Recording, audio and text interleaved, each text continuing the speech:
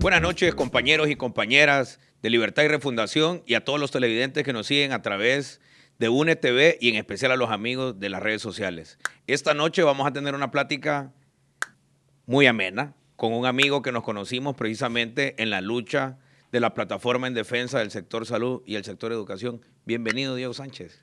¿Qué tal? ¿Cómo estamos? ¿Todo bien? Bueno, yo pienso que podríamos estar mejor después del 28 de noviembre. Ya con la victoria de Xiomara. Claro, ahí tenemos tarea. Mientras platicamos de todo un poco, vamos a ver si nos hacemos una partidita de ajedrez. Me corresponde abrir. Bueno, yo te conocí a vos en la lucha de la plataforma. Me acuerdo que eras presidente o sos todavía presidente de los médicos desempleados. Sí. ¿Cuál es la situación de los médicos en el país? Porque sobre todo los jóvenes, porque vemos que muchos médicos que ya tienen tiempo de haberse graduado, algunos tienen 2 plazas, algunos tienen ya una plaza en el sector público, algunos tienen una plaza en el sector público, tienen su clínica privada. O ninguna, o hay algunos que tienen hasta 2 plazas en el sector público y tienen su clínica privada. ¿Cuál es la realidad de los médicos jóvenes en Honduras? Pues mira, la verdad es que los médicos jóvenes siempre la tenemos mal. Igual que toda la juventud en este país, nos miran de menos. Teníamos como 9 años desde que no abrían plazas. Cuando hicieron un concurso salieron viciadas. Ahorita para la pandemia, contrataron gente, pero solo para un programa de Código Verde. ¿Qué es eso de Código Verde? Código Verde es un programa que se inventó el gobierno para ir contratando a sus activistas prácticamente. Lo que pasa es que con el COVID mucha gente empezó a renunciar de los mismos nacionalistas que tenían contratados. Por porque miedo. le tenían miedo a la pandemia. Porque no habían insumos. No, les tenían miedo, man. Mira, así es sencillo. Vos como médico sos como el militar, ponele. El militar lo entrenan para ir a la guerra. Claro. Entonces vos toda tu vida estás queriendo ir a una guerra. Claro. El médico se forma para poder atender casos como una pandemia, pues. Algo que se necesite de todo. O sea que si lo hablamos en lenguaje de cipotes, ahí están con Rigio viendo estás con Rigio, pues ahí está. Estás con Rigio. Tú estabas rigioso entonces. Sí, no, claro. Yo por eso dije, yo me presto de un solo, yo no hago cosas. O sea que vos no tenías trabajo en el sector público hasta que vino la pandemia. Hasta que vino la pandemia. Vos fuiste a ocupar un puesto de trabajo que un nacionalista se fue corriendo por el miedo. Sí, así mismo. No.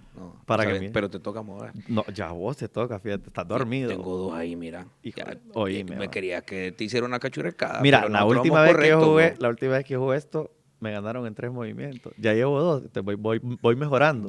Bueno. Entonces, un nacionalista salió corriendo del hospital y te tocó asumir el... Afortunadamente, sí, logré entrar. Y no me quejo, la verdad, del hospital. ¿Tuviste una bonita experiencia? Sí, ¿para qué? ¿Viste gente morir? Mucha. La verdad es que fue bien frustrante. Hay un momento que a mí nunca se me olvida. Bueno, hay varios pacientes, pero un momento en específico. Teníamos a 2 pacientes al mismo tiempo descompensados. Estaban saturando hasta 30. O sea, muriéndose. Es decir, casi estaban asfixiados. Se estaban muriendo, exacto. Y entonces, cuando yo llego, los pacientes estaban sofocados. Y me dice un paciente, doctor, ayúdenlos. Un paciente que está con COVID también. Es que fue justo en el cambio de turno. O sea, el COVID es tan delicado que vos te dabas vuelta y los pacientes se descompensaban, pero en segundos. Y ese día veníamos entregando la guardia. Entonces de un solo me metí. Y los 2 pacientes estaban ahí, oíme, pero asustadísimos todos en el cubículo, porque estaban los 2 pacientes del lado muriendo y los otros 2 señores no hallaban qué hacer. Me imagino que estar en una sala de COVID de esas, de paciente, va a ser horrible porque puede ser que tus compañeros de un momento para otro fallezcan. Pues entonces nos pusimos ahí a estabilizar, ¿verdad? Estabilizaba uno, me iba donde el otro. Luego, en lo que estaba estabilizando se volvía a descompensar aquel. Mira, yo no sé cómo, pero cuando logré compensarlos, yo solo me acuerdo que yo me senté en un sofá que había dentro del cubículo y me puse a llorar. Así literal. Así literal, frustrado porque, o sea, es algo que no te esperás. Claro, y a nadie lo entrenan para eso. Exacto. Ajá. Y el paciente que me estaba pidiendo ayuda viene y me agarra el brazo y me dice, gracias, doctor, por lo que acaba de hacer. A llorar, Entonces, mago. y él se pone a llorar, va. Ya cuando estoy platicando, resulta que él era tesón. Entonces lloró un tesón, no voy a llorar yo.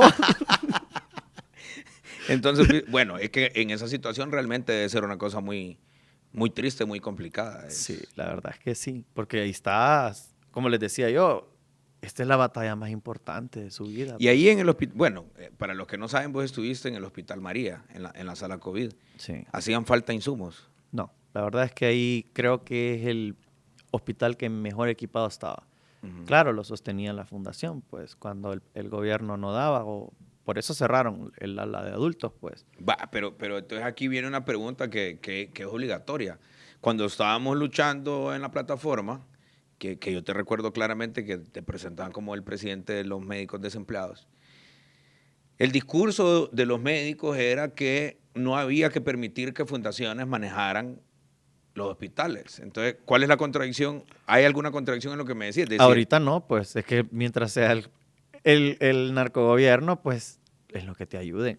Es lo que no, tenés. pero pregunta, en el discurso de los médicos, y no Ujú. soy especialista en el sistema sanitario, decían que ese era un proceso de privatización. Entonces, Claro. si eso es un proceso de privatización, ¿cómo entonces que la fundación sí garantizaba que todas estas cosas estuvieran? Porque yo después vi un video tuyo diciendo que había llegado el día que no querían, que se cerró la sala COVID. Claro, es que ellos tienen sus propios entradas de dinero, pero el gobierno le financiaba nada más el área COVID. Ujú. Ah, o sea que la fundación no invertía en la sala COVID. No. Ahí hasta cuando ya empezó a hacer falta el presupuesto, ellos empezaron a invertir. Y ya después dijeron, estamos gastando el dinero para los niños del hospital, las especialidades, en COVID. Entonces, ¿qué fue lo primero que tuvieron que cerrar? Adultos. Ahora, ¿esa fórmula de los hospitales de que fundaciones los administren es correcta? No, para nada, jamás. O sea, ¿cómo vas a poner a una empresa privada prácticamente a administrarte algo público o el dinero público? No se puede. Y la contratación de personal en esos hospitales que están, porque por ejemplo hemos escuchado mucho hablar del hospital de San Lorenzo, por ejemplo, que les dan hasta facturas a los pacientes que llegan ahí por una medicina o por una jeringa. No, ahí no les cobran nada, no pagan ni un solo centavo. A menos que no hubiera algo, pues se le decía a los familiares, mire que no hay este No, me medicamento. refiero allá en el hospital de San Lorenzo que hemos escuchado eso, no aquí en el Ajá. hospital María. No, claro, te digo que aquí pues Ujú. sí es gratis, eso sí tiene. Bueno, y la otra cosa es que estábamos en un momento bastante duro, ¿verdad? No, Es igual decir, es gratis. siempre. Siempre gratis. Siempre, siempre, siempre. Ahora, yo recuerdo allá cuando estábamos en la plataforma que se dieron muchos estiras y encoges, ¿no? Sobre todo por la posición de algunos compañeros en la huelga del sector salud. Yo siempre dije y lo dije abiertamente que me parecía que en el colegio médico habían sectores de derecha conservadores. Pues la verdad es que sí, en todos lados, pues hay de Claro. todo un poco. Pero la verdad es que yo creo que no es que son tan conservadores, yo creo que es que los médicos tienen un complejo de superioridad, entonces por eso no salen a la calle.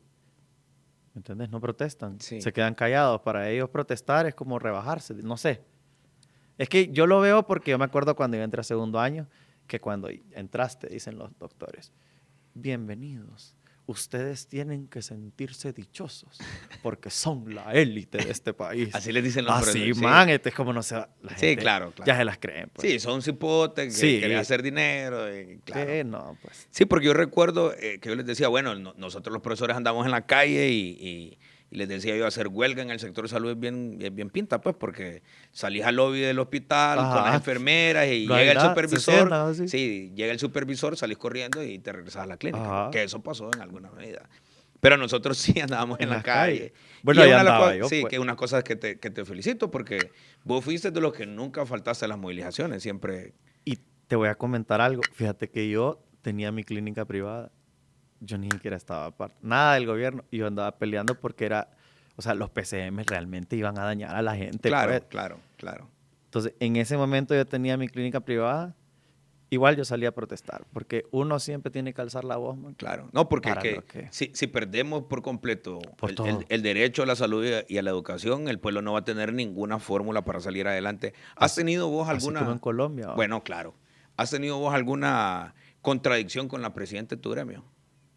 Pues la verdad es que sí me molestó el hecho de que se privatizó la vacuna, le pusieron una ley de secretos y el colegio médico no dijo nada.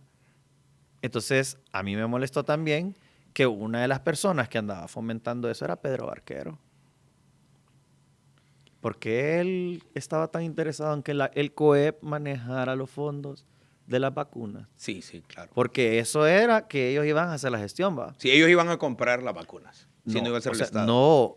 Sí, Ellos iban a hacer la gestión porque las vacunas no se las venden a empresas privadas, Claro, solo a gobiernos. sí, claro. Entonces estaban haciendo una marufia ahí, va, un tamal. Por eso le claro. pusieron una ley de secretos. Espérate que lleguemos al Congreso. Y averigüemos qué era Ajá. realmente. Ahora, ¿ha habido realmente apoyo? ¿Ha existido apoyo del colegio médico para los médicos desempleados? No.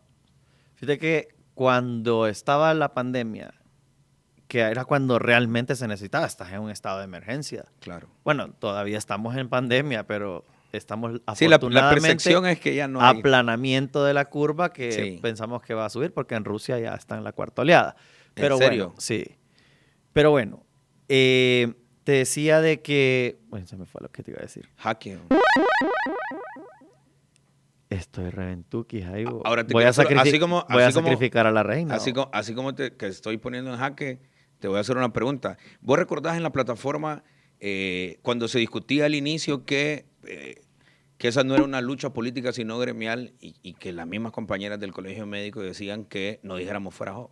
Pues mira, a mí casi me linchan una vez por andar gritando fuera, pero yo siempre voy a seguir gritando No, fuera. claro, pero ¿recordás ese episodio? Claro que sí, es ridículo, pues, porque ¿cómo te van a decir que una lucha gremial, que es política gremial, no es política? Claro. Entonces es absurdo que no vayas a involucrar el gobierno cuando el gobierno es el que directamente te está afectando, pues. Claro. Y más cuando estás en una narcodictadura. Por supuesto. Y yo recuerdo también después, con un poco de tristeza, que cuando bueno, a mí se me acusó de tantas cosas, aunque no fui a firmar y todo eso.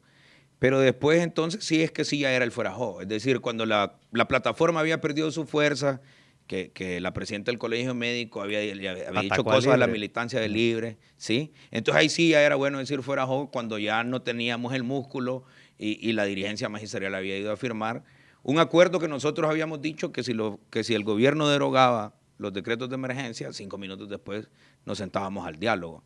¿Te parece ahí que hubo un poco de doble moral? Fíjate que yo lo que creo es que la lucha fue equivocada. Uh-huh. Yo creo que ahí de entrada se tuvo que ir a pedir derogar la ley marco de seguridad social y la ley fundamental de educación, claro. No PCM, pues. Y que nosotros lo planteamos, porque, bueno, ¿te acordás que tu servidor peleó mucho para que hiciéramos un encuentro nacional de luchadores y que eso nos permitiera organizar nuevamente al movimiento popular para salir a pelear precisamente contra eso? Y al final, lamentablemente, el encuentro de luchadores fracasó. No encontramos eco en realidad en los sectores de la dirigencia de los demás sectores. Y eso a mí realmente, Diego, me dolió un poco porque para mí la plataforma va para más. Yo pensaba, bueno, derrotemos los decretos, que lo conversamos con vos muchas veces, derrotemos los decretos de emergencia, asumamos fuerza y después continuemos luchando para que se derogue la ley fundamental, la ley marco y por qué no que caiga el régimen. El problema fue que se vendieron aquellos sectores, ¿verdad? Y claro. Ya, si ya te dividen, ¿qué vas a ganar? Bueno, pero también hay otro tema, ¿no? La plataforma ya estaba dividida. Que públicamente no se supiera. Ya era otra cosa. Exacto, porque, insisto, yo creo que nos faltó un poco de honestidad a todos. Y por mi tarea de historiador, el colegio médico, en pleno fraude electoral del 2017, siendo la misma presidenta actual, la misma noche que prácticamente que los cobras se revelaban al gobierno de Juan Orlando, que se estaba reeligiendo ilegalmente, firmaban un reajuste salarial de varios miles de lempiras para el sector salud. Entonces, ¿cómo es que después te da asco sentarte con la narcodictadura? Y les pedís ahí de que te ayuden a ir a pedirle trabajo, que eso es lo que te estaba contando, a los médicos jóvenes y te salgan con un discurso de que es que yo no soy de izquierda ni soy de derecha y que yo no atiendo intereses oscuros. Y Claro. yo le estaba pidiendo apoyo que me prestara el carro del audio para ir a hacer una protesta frente a la Secretaría de Salud. Es decir, una cosa sencilla. Ajá. Ahora, en esos días que hemos andado en la campaña interna y en la campaña ahora en la general, vos siempre has contado algo que aunque ya lo he escuchado varias veces, siempre pega. A vos te tocó perder a tu hijo por las leyes injustas que hay en nuestro país. Es decir, yo siempre insisto en esto, ¿no? Nuestro país tiene unas leyes que son legales porque fueron publicadas en la Gaceta, pero en realidad son injustas. Así es. Y vos fuiste víctima precisamente de esa ley horrible que tiene el ARSA. Sí. Bueno, la verdad es que nos tocó... Cuando mi hijo me dicen que va a ocupar un medicamento que no venden en el país, pues nosotros averiguando por todos lados. Mira, llamamos amigos que viven en diferentes continentes y al final terminamos en Estados Unidos que conseguimos que nos vendieran el medicamento. Le dijimos a la gente del hospital que compraran el medicamento y nos dijeron eso, que aquí hay una ley que prohíbe a los hospitales comprar medicamentos a hospitales de otros países. ¿Por qué? Para seguir comprando pastillas de harina, ¿va? Claro. Así de simple. Entonces, Claro, porque los grupos de poder que controlan transan entre ellos. Exactamente. El Así sector es. farmacéutico no quiere que nadie más compre medicamentos. Ajá, exacto. Entonces ellos abarcan, quieren acaparar todo. Entonces, bueno, lamentablemente nos llevamos esa triste noticia. Decimos que lo vamos a traer por carga. No se puede porque tenés que sacar un registro sanitario y la burocracia en este país, oíme, va. Sí, claro. La maldita burocracia. Bueno, sí, imagínate que para donar unos insumos a un montón de lugares, un montón de triajes, cuando empezaba la pandemia, como 6 meses para poder meter esa donación. ¿Verdad? Estuvo mi esposa. No. Y que le pedían, bueno, pagaron un montón de dinero solo para meter las cosas para donarlas. No. Miles de trabajos, o sea, es absurdo, pues. Y que te vaya, pague este papel, decía el Empira, y que después pague este. O sea, yo traía medicamentos para COVID del extranjero y me decía el gobierno, no, fíjese que tienen que ir a pagar unos permisos para Ajá, que... No. así. Pues entonces, bueno, nos toca, ¿verdad? Eso de decir, no lo podemos traer así porque tenemos que sacar registro sanitario. Claro. Y entonces, al final, pues decidimos nosotros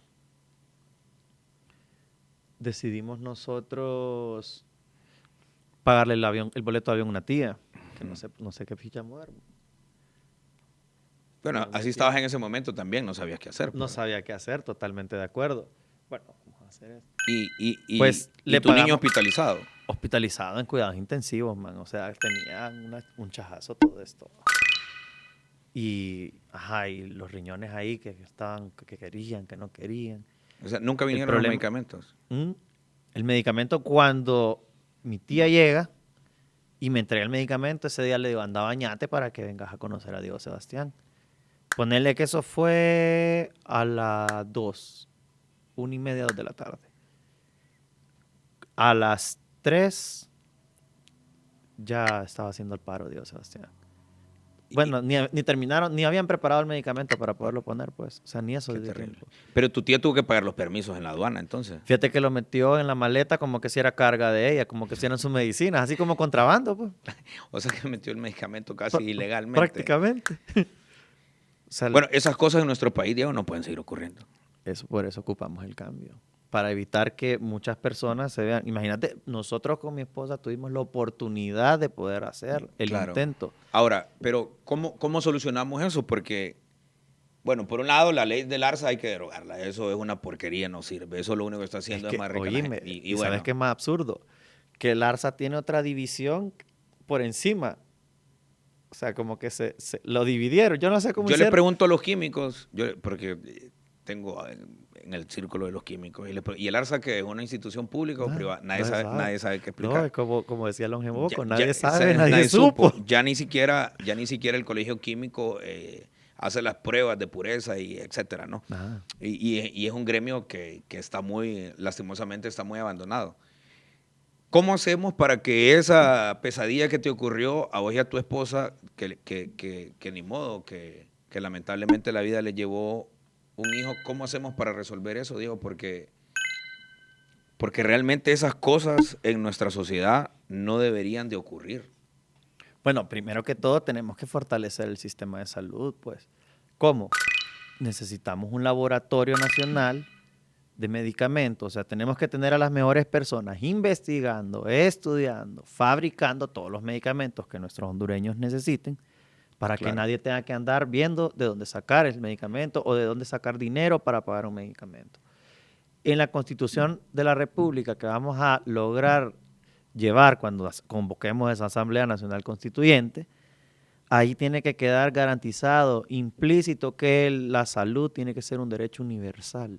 Claro. Aquí no puedes tener privatización de la salud porque el único beneficiado es la empresa privada, pues Claro. el rico. Entonces, Ahora, en ese contexto, porque definitivamente que es una cosa complicada, en ese contexto es posible que el Estado hondureño produzca medicinas. sí es posible, claro que sí. Claro que es posible. Ahora, ¿qué necesitan los médicos jóvenes en Honduras para marcar la diferencia? Mira, ahí, para marcar la diferencia, para mí ahí el sector salud y el sector educación se parecen mucho y los procesos de privatización silenciosos han sido muy parecidos. Si en una escuela hace falta una pizarra, pues papá y mamá y los profesores ponen la plata. Si vos vas a un centro de salud o un hospital público y hacen falta jeringas, entonces ahí sí los médicos no, los pacientes No, pero igual, a uno de médico a les veces se toca comprar saca y el equipo No, y uno los a veces le instrumentos. regala a los pacientes. Ah, bueno, ese es un elemento importante. Es, ¿cómo hacemos primero para frenar ese proceso? Y segundo es, ¿cómo democratizamos los puestos de trabajo? Solo ustedes como médicos y nosotros como docentes, constitucionalmente en Honduras somos los únicos que podemos tener 2 puestos de trabajo. Entonces yo me pongo un tema de justicia. A mí me duele mucho ver compañeros míos desempleados, ¿sí? Y compañeros que tienen 2 plazas. 2 puestos de trabajo, ¿cierto? Que el que lo tiene ya es su derecho, ahí no podemos hacer nada, es su derecho. Y en el sector salud pasa lo mismo también. Exactamente. 2 médicos con 2 plazas. Bueno, ahorita en la pandemia. Bueno, Ahorita, ¿cómo y la te vas a pregunta poner te a la hago creer? directa. Ajá. ¿Los médicos que tienen 2 plazas en el sector público realmente pueden rendir? Porque aquí estuvo el doctor Chirinos y nos decía que ese día había visto 58 pacientes. ¿Es posible rendir con Sí. 2 puestos de trabajo? Sí se puede, o sea, recordate que en medicina es diferente, porque son jornadas de 6 horas. Entonces, entras vos a las 6 y salís a las 12, pues. Entras a las 7, salís a la 1. Entonces, vaya, por ejemplo, yo ahorita estoy de 8 a 2 de la tarde ahí en la vía, Claro. por ejemplo. Pero si cada jornada son de 6 horas, entonces sí puedes rendir. Puedes tener dos trabajos, pero ya tener 3 plazas. Hay personas que Claro. no. Por ejemplo, la doctora Pero Ivana no- Bermúdez, que tiene como Sí, sí. 5 plazas. Va. Pero no debería de ser, digamos, lo correcto. No es Te lo pregunto. correcto. No es O lo sea, correcto. O sea, mira, a mí me decía la gente, anda a dejar papeles para que te den otra otra plaza. plaza. ¿Me toca a mí o te toca a vos? Yo no sé, vamos a ver. Yo creo que te toca a vos. Vaya, pues. Pero esta es la pregunta, termino ese tema de las plazas. Cuando eso se hizo en Honduras, es porque no habían médicos, habían pocos médicos y habían pocos profesores. Entonces, para llenar la demanda, se nos permitió, en el contexto de hoy, eso ya no es, pues, porque tenemos médicos jóvenes desempleados Más de 12,000. y tenemos como 30,000 profesores de diferentes especialidades que también están... además que los cachurecos han manipulado terriblemente los procesos de concurso. Entonces, esa condición que hoy tenemos ya no es la de aquel tiempo. Hay que hacer algún cambio, ¿o no? Pues yo creo que la salud y la educación tiene que ser siempre gratuito, pues. Entonces eso no lo vas a poder cambiar. Siempre vas a necesitar estar metiendo más gente. Pero ¿qué pasa? Lo que se ha dado, y yo no sé si eso pasa en casi digo una palabra bien prohibida aquí, ¿verdad? Ajá, Pero bueno, ajá, que yo no sé si es igual, que cuando se jubilan, lo que hacen es que a veces rompen esa plaza y sacan como varios contratos de ahí.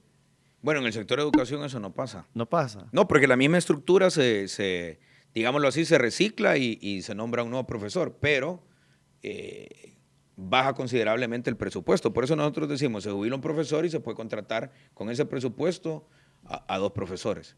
Ahora, Diego, vámonos ya tenemos poco tiempo y la partida ha estado bien interesante.